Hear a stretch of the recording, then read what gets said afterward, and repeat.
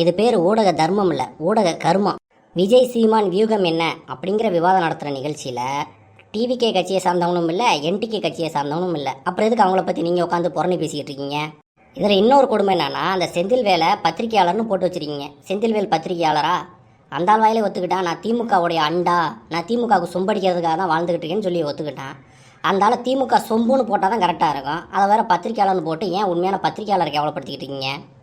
ஒரு காலத்தில் அந்த ஆள் டிவி சேனலில் வேலை பார்த்துட்டு இருந்தாப்புல, இப்போ என்ன பண்ணிக்கிட்டு இருக்காப்புல? யூடியூப் சேனலில் உருட்டிக்கிட்டு இருக்காப்புல.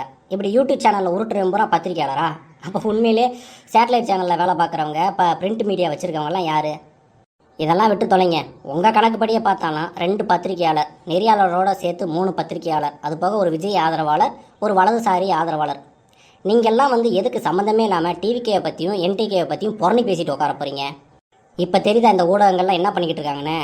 சம்மந்தப்பட்ட நபர்களுடைய வாயிலிருந்து என்ன வருதுன்றதை கவனிக்காமல் இவங்க என்ன நரேட்டிவை செட் பண்ணணும்?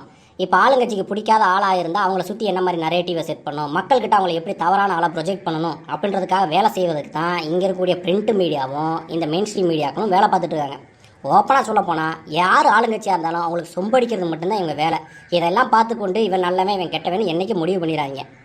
பொதுமக்கள்கிட்ட கேட்டுக்கிறது ஒன்று தான், இந்த மாதிரி ஊடகங்கள்லையும் செய்தித்தாள்கள்லையும் வரதை மட்டும் நம்பாமல் நீங்கள் கொஞ்சம் அரசியலை உற்று நோக்குங்க. என்ன நடக்கிறது அப்படின்றத கவனிங்க. நீங்கள் சுயமாக முடிவெடுக்க பழகுங்க.